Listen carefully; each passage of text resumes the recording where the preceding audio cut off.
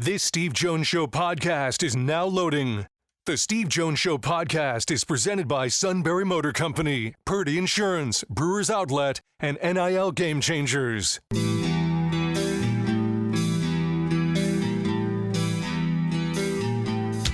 Bringing you an in-depth look at Penn State sports and more. This is the Steve Jones Show on News Radio 1070 WKOK. The Steve Jones Show is presented by Purdy Insurance, Brewers Outlet, NIL Game Changers, and Sunbury Motor Company. Now from the Sunbury Motor Studio, here's Steve Jones. And we welcome everyone to the show today. What a broadcast extravaganza this is expected to be. At 1:30 today, fans have been begging to hear the suit.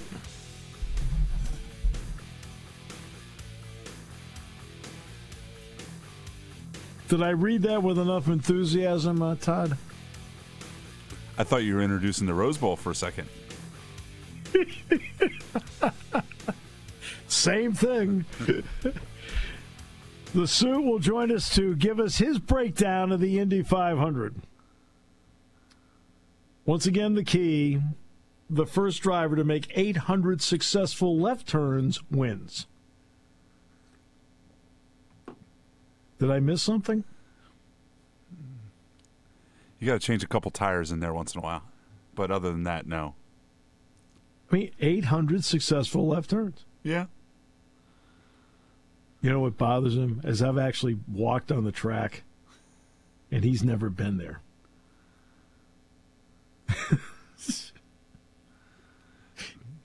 It bothers him. I walked on the track. It's almost like he feels like I have to face the place. It's like, really? Okay. Sorry. Happened to be there. Thought it would be a great place to go. That's just me. And then, this guy doesn't do a lot of these. And that's Sean Fitz from On3.com. He is somebody that's universally respected. Fans really respect him. Colleagues respect him. People he cover respect him. And we're going to have him on the show today at 2:35.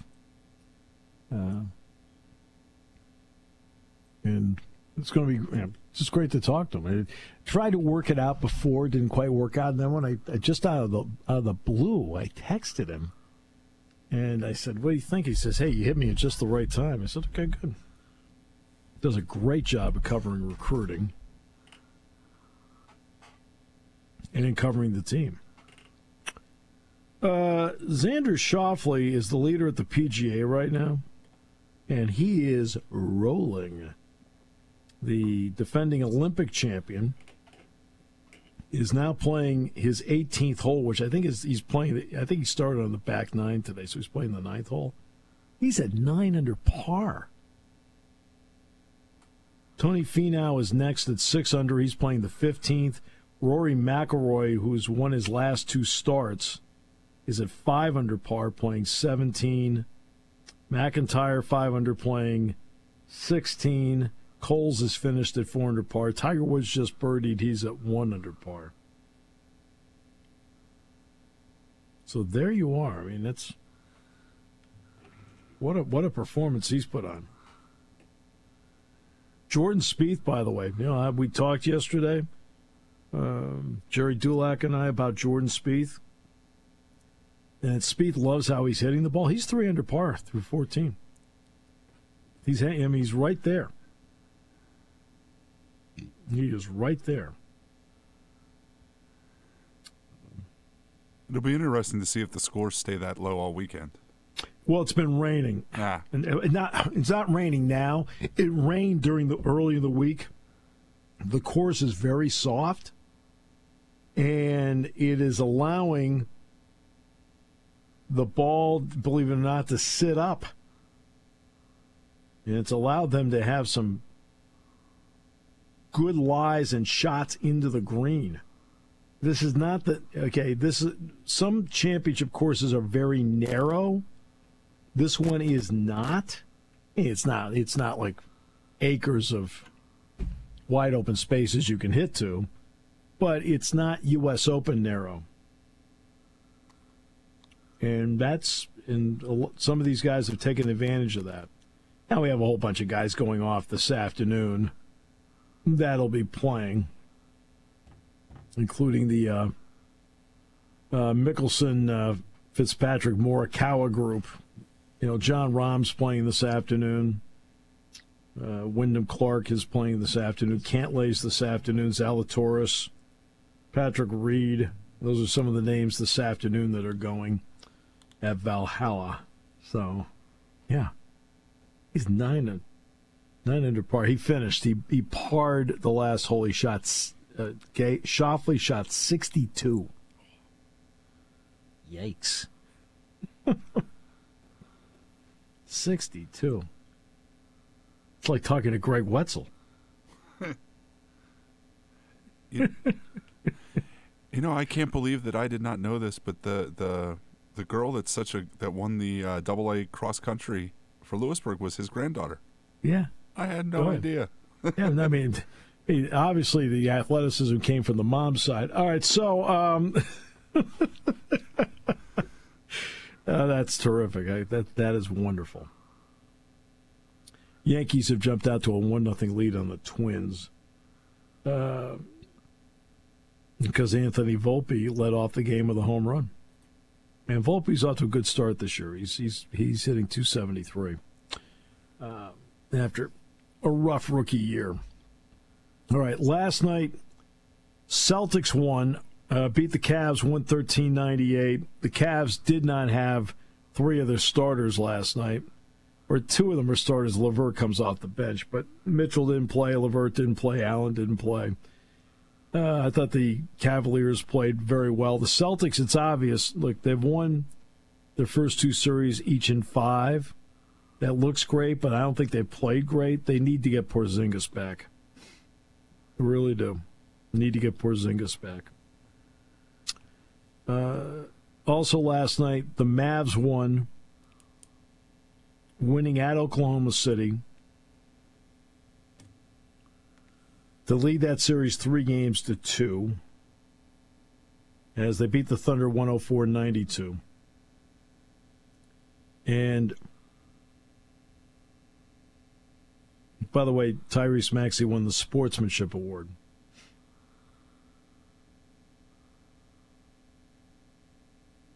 Is that a tear running down your cheek? A little bit. Yeah. Actually, the video was kind of nice. His parents gave it to him. I saw that before we went on. Oh, air. Cool. Oh, that's nice. Oh, that's very nice. I like that. And so there's going to be one game tonight, Nuggets T-Wolves in Minnesota. Denver leads the series now 3-2. And let's get to the NHL story, because last night there are points where your stars need to be your stars.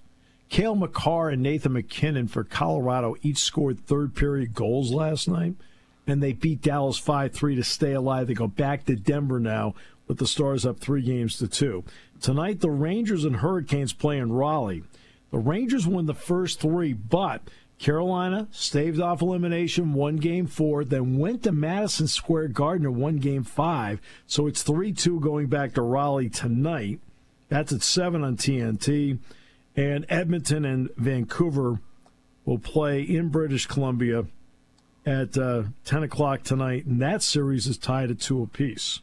So that's where they are. Phillies won again last night as they knocked off the Mets. The Phillies are 31-13. 31-13. Yikes. I mean, last night, just rock and roll. They beat the Mets 10-5 last night. Ranger Suarez is now 8-0. He's 8-0. And by the way, didn't give up an earned run again last night.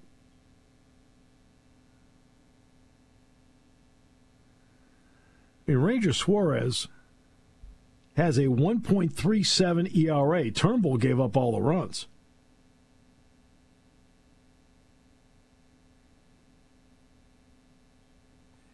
And Turnbull has a good ERA, by the way. His ERA, even giving up the runs, 2.11. But Ranger Suarez is 8-0. Went 5 innings, 4 hits, no earned runs, struck out 3, walked 2. 83 pitches, 52 of them were strikes. It's kind of funny that they spent the last 2 years searching for that number 3 starter, and it turned out that he was in their system the whole time. Right. Yeah, exactly. And Harper last night homered, doubled, knocked in 3. Even Rojas knocked in a run last night. Rojas, hey, look, he's hitting 233 right now, Johan Rojas. If he hits 233 the rest of the season to go with his glove, that's gold. I was reading something, I think it was either this morning or last night. The odd part about this is he's like the second worst defensive center fielder so far this season in the National League. Oh, for God's sakes. I mean, okay, you want to know the key to understanding how well a guy's playing defense? Catches the ball? They give you 2 of them. Your eyes. Yeah. Use your eyes. People hate when they talk about what's called, they call it the eye test. For goodness sakes. Okay? People that resent the eye test don't know what they're looking for. Okay? What kind of route does the guy take? How does he track down balls? Okay? A guy that's got a double, and because of how the guy plays it, he prevents him from getting a triple. This isn't about errors and things. Like, errors are one thing. If you're making a lot of errors out there, you got a big problem. I mean, that is a big problem. But he's the second worst defensive center fielder? In the first month of the season, I think. Oh, for God's sakes. Watch the games. That used to be a running joke I had all the time. I'd be on this guy's show all the time. I said, do you watch the games? Because he'd ask me questions about Penn State. I'd be sitting there like, what is he talking about? I said, do you watch the games? Said, come on. And that's the whole thing. You got to watch the games. Oh. Oh, boy.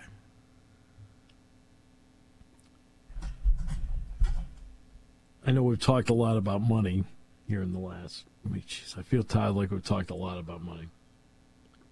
But attorneys for Major League Baseball, the NBA, NHL expressed strong concerns with Diamond Sports Group's ability to emerge from bankruptcy during a status conference on Wednesday, less than 5 weeks after a scheduled confirmation hearing. The uneasiness stems from Diamond's inability to secure a new contract with its third largest distributor. Guess who that is? Comcast, which prompted the carrier to pull Bally Sports channels off the air at the start of May, leaving baseball fans throughout the country, most notably in the southeastern part of the country, without the ability to watch their favorite teams. This is a problem. Diamond entered bankruptcy with 14 major league teams. Now, they shed the Padres and the Diamondbacks.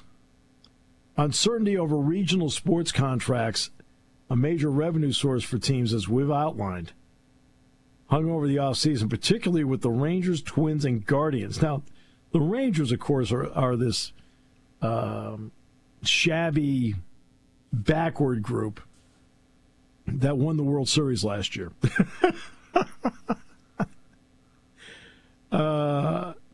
Those 3 teams have since agreed to new deals that only cover this season. Big problem. Regional sports networks were considered to be the salvation for these teams. And this is where I usually, as you can tell, Todd, I usually do a good job of keeping up on this. Well, I remember last year when the numbers were coming out, to be honest with you, I never really knew what the Pirates TV deal was regionally. I just assumed the Pirates were getting like $10 to $15 million a year, based on product, based on market. You know what the Pirate number was for their regional sports network? It was $61 million a year. I was stunned when I saw that. then my first thought is, okay, what are they doing with it? Obviously not investing it. Remember what I said the other day in talking about Beaver Stadium. This goes for everything. You invest to the level of your expectations. What are the expectations of Bob Nutting and the Pittsburgh Pirates? Make it through 162 games. Well said, Todd. Well said. Now, do you want to do the Indy 500 segment? I will. Actually, the issue is the other microphone and the other isn't working right. No, I'm talking about in place of the other guy. No, I don't know if I could do. I could probably muddle my way through it if need be. Yeah, I could fake it. All right. This opening half hour is brought to you by Sunbury Motors, 4th Street in Sunbury. Sunbury Motors Kia. Routes 11 and 15, Hummels Wharf, online at sunburymotors.com. Here on News Radio 1070 WKOK. Party time, game time, or just fun time. Doesn't matter what time it is because it's Brewers Outlet time. The Beverage Supermarket has the area's largest beer selection. Imports, microbrews, ciders, and domestics. Pick from over 100 ice-cold 12-packs and dozens of 24-ounce singles. Soda, snacks, hot sauces, fresh roasted peanuts. Make it one-stop party shopping, and don't forget the pickle bar. So whatever you're celebrating or just doing it up, Brewers Outlet, Reagan Street, Sunbury wants to see you. And thank you for your years of patronage.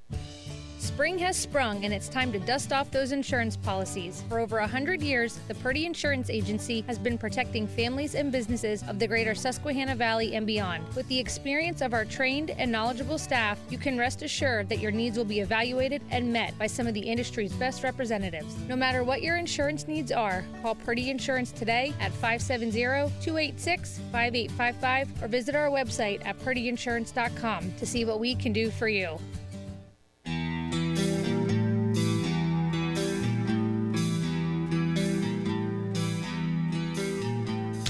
Bringing you an in-depth look at Penn State sports and more. This is the Steve Jones Show on News Radio 1070 WKOK. The Steve Jones Show is presented by Sunbury Motor Company, Purdy Insurance, Brewers Outlet, and NIL Game Changers.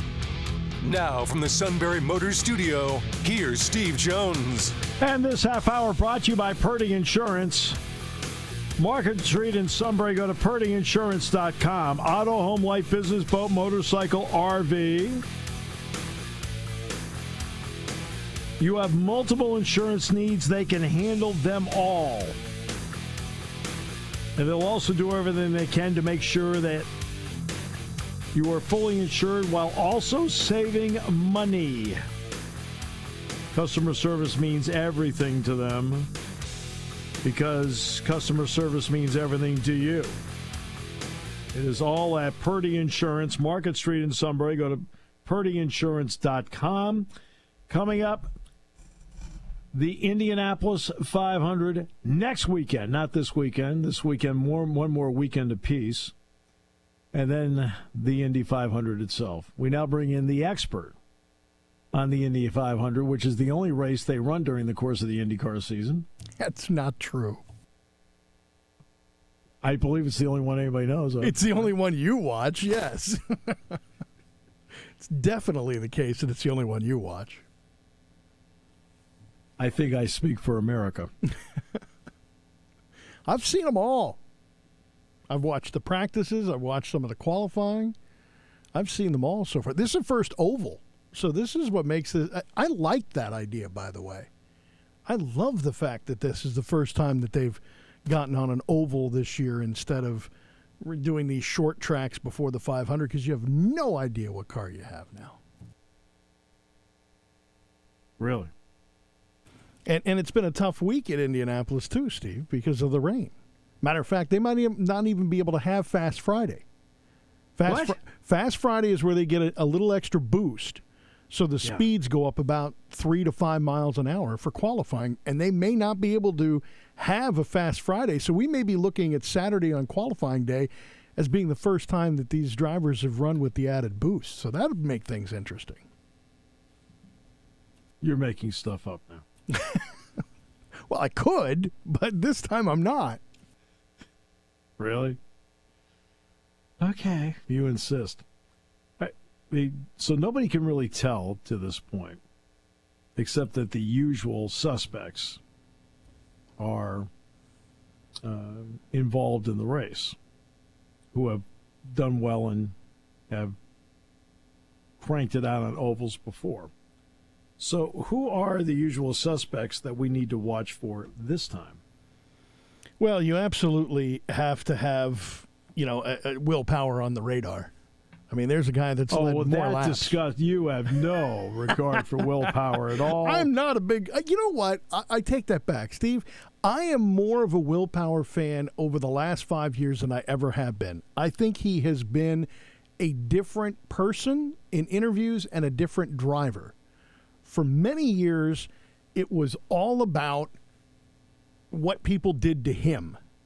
Now, and he attributes this to being a father now. He actually has really changed his image a little bit, not only in interviews but on the track. Now it's, he'll admit to a mistake, which I don't remember him doing very often in his earlier part of his career. All right, so willpower's one. Pato O'Ward's been very, very fast, and continues to be here in the limited practice that they've had this week. And the Kiwi, one of the Kiwis, there's two actually. Scott McLaughlin, you have to watch out for him with the Penske team. And I think that Scott Dixon is always somebody that's on the radar, especially if this becomes a fuel mileage race. This guy can feather a throttle like nobody I've ever witnessed in any motorsports. He can save fuel when other guys are just struggling to hit numbers. All right. Others, though, teams mean a lot, too. Owners mean a lot in the sport. Who are the Penske guys to watch for? I'll tell you what, Steve, it has been a very tough year for Penske. He may own the series, but he has had suspensions in his team. His team principal's basically been suspended, and Tim Cindric. They've been stripped wins earlier this year. That is a team right now that is in a lot of turmoil, and there's a lot of finger-pointing going on there. But Scott McLaughlin has been the leader there, and Will Power has been very consistent. Okay. Ganassi. Well, there you're looking at Scott. That's a Dixon thing, and he's been Ganassi's always in the top at Indianapolis. Matter of fact, I think he's won. I think the last 4 or 5 Indy 500s. He is always, his team is always right around the top. Why? That's a great question. What is it that, and I think that's why I asked it. But that's what teams like Andretti right now are asking as well. We've got 4, Andretti, Michael's looking at it like, we got 4 cars in this. Why aren't we more competitive in the 500 on a regular basis with these Ganassi teams and the Penskes?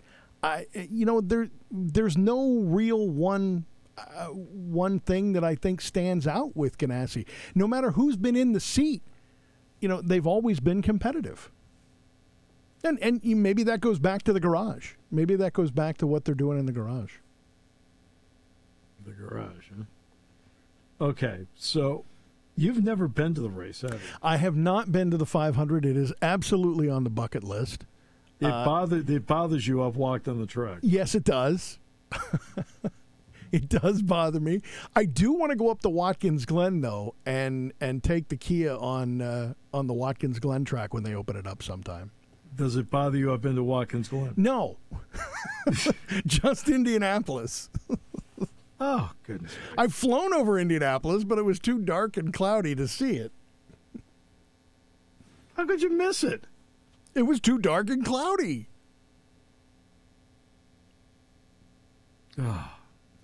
So in the road racing to this point, which is as exciting as watching paint dry. Actually, this year it has been more exciting. Oh, yeah. Why? So what, they passed once? Well, they have the push to pass. Yeah. And they're giving them more push to pass time, which gives you an extra 10 horsepower for as long as you want. You have normally on road courses it's like 90 seconds that you can use at a time, and drivers are using it both offensively and defensively, and it's really opened things up in a lot more passing zones that wouldn't normally be passing zones, especially at places like Long Beach. It's interesting because Rob Blackman, good friend of mine who does Purdue basketball,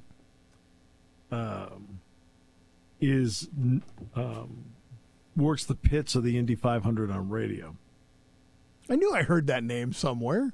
Oh, for goodness sakes! Oh, yeah, come on, he's Zach Eady's announcer, and you're all like, he's all excited because Will Power got 4 tires and he's out of there, like one day. Okay, and I had a long talk with Rob last year. We do the Big Ten golf outing, right? And guess who is not a part of the Big Ten golf outing this year? Well, isn't that because it's race week? Yes, it's next week, so he's out. That's what I was going to say. He's out. Yeah, that's Carb Day. That's probably right around Carb Day. So I was talking to Don Fisher, who does Indiana. Now, Don never had to work the 500 in terms of announcing the race, but he had to cover it for a long time. He goes, I hate that thing. I know one guy that covered it for many years that we had on the air, probably about 9 years ago now, and did an outstanding job and loved every minute of it. Was Paul Page. Well, Paul Page, yeah, but he was the play-by-play guy. True, that's a good point. We had Vince Welsh on too when ABC yeah, but carried Vince it. was, again, if you're working the event on the live broadcast, it's a big difference between covering it. Yeah, that's true. That's true. Okay, there's another accident. I'm going to go to soda. Great, I got to go to the infield care center again. Yeah, that's good. How's everybody doing? All right, yeah, okay. Well, looks like he's going to live it. He'll be fine. So through the road racing part, who actually has excelled? I'm talking about team-wise, where you can kind of tell there's a sync with the team and the driver. Well, I would have, up until a couple of weeks ago before the penalties, I would have said the Penske team and drivers. But now that's completely out of sync with some of the violations that they've had. I think it's been more the driver and on race day that has been able to make the adjustments that they've needed. And maybe a strategist with a tire change, because when they're running on road courses, they're running a softer tire, an alternate tire, which is a red, and a black, which is the harder tire that lasts longer. So obviously you're faster on the softer tires, but the black tires and the harder compound last longer. And that has been what's been the big difference with a lot of these drivers and their teams, is finding the right mix at the right time on these road courses. And, last week... Well, what kind of tire do they need on this course, though? Well, they're only going to have the one. They only have on the ovals, they only have the hard compound tire. So the playing field is level there. Are they all Goodyears? Or they're Firestones? Firestones. Okay. Yep, they're all Firestones. So the playing field's level that way.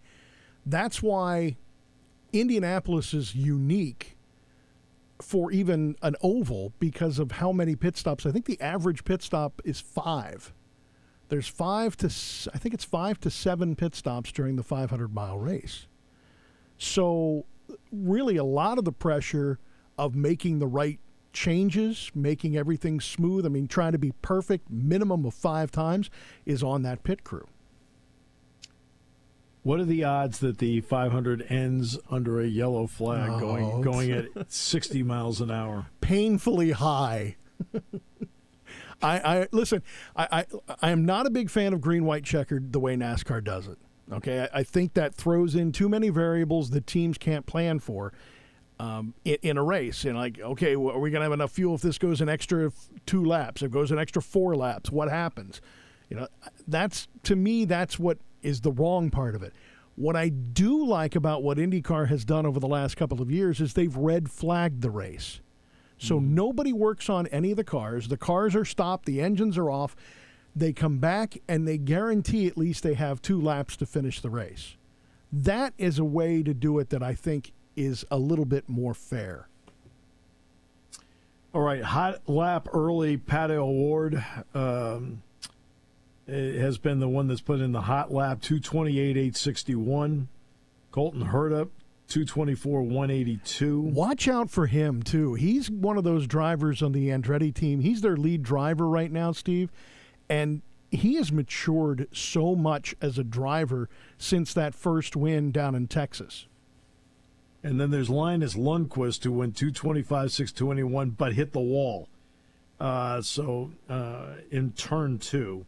So those are some of the updates from the track as to what they've been doing. Now there's the Kyle Larson part of it. How intrigued are you by Kyle Larson as a driver in this race? He's, I think he's driving for Arrow McLaren, and that makes it intriguing to me because Arrow McLaren is one of these newer teams in IndyCar that have expanded from Formula One and Formula 2. So I'll be interested to see how much they've learned. And he was at the race last year. It'll be interesting to see how much he learned from not being in a IndyCar competitively in any race at any point in his career. Yeah, and he said he wasn't really all that upset about he wasn't able to get any laps in because they only had a 23-minute practice the other day. Been tough. No, Indy just feels that's all you need. It's like, what kind of race is this? But now, this is what bugs me, though, about these guys that want to do the double and the women that want to do a double, because Danica Patrick did it a few years, too. Yeah. The problem I have is NASCAR's inflexibility. This, to me, is a plus for both series. These are two series that had a weekend at Indianapolis and ran the road course together a few years ago. IndyCar on Saturday, NASCAR on Sunday. I thought it was a great merger between the two series. But here's what happens. Kyle Larson runs the 500. If it runs on time and ends on time, no delays, no long cautions, he hops a flight, goes to Charlotte for the race. Well, he has to go to the back of the field because he missed the driver's meeting. That is the most ludicrous thing I have heard. He missed the driver's meeting. It's not like this is a brand new track and there's new things to learn. Can't you fill him in? Can't you bring him in via Zoom or something? Yeah, but it's a 600-mile race. It doesn't matter if you start from the back. But again, that's a drawback, though. While I understand your point, I completely understand your point. But this isn't a 200-mile race. This is a 600-mile marathon with a. You're right. In NASCAR, it's like 72 stages or something like that. So, and the other good, it's exactly right, with 800 cautions, especially in the last 20 laps. But that's a whole different topic. Right. I think, though, what the negative is, you've got sponsors on that car that aren't going to get the normal exposure they would if Kyle Larson was running where he qualified. And I'm assuming he qualifies highly. And they haven't done that yet, but I'm assuming he'd qualify highly. However, the other side of the coin is here's a guy that's driving the double, so there's going to be a lot of television coverage on him and how he's recovering and things like that. So maybe in that aspect it balances out. But I just think it's the inflexibility of NASCAR that makes a lot of these drivers go, yeah, I don't want to do that. I don't want to start from the back. And Jimmy Johnson announces and he races all on the same day. So yeah, that's the first one there. He's going to pull the announcer for Indianapolis for the NBC broadcast and then race the 600 later. All right. A couple other names to watch in this. Let's start with Alexander Rossi. You mentioned Arrow McLaren. All right. Rossi has won this race before.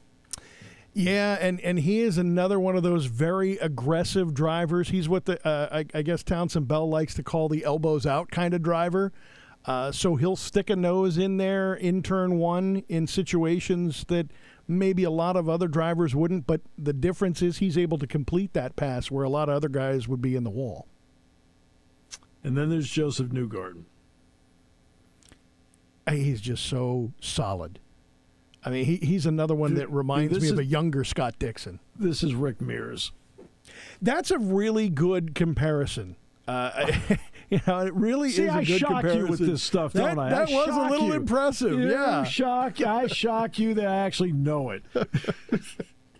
That's actually kind of impressive, yeah.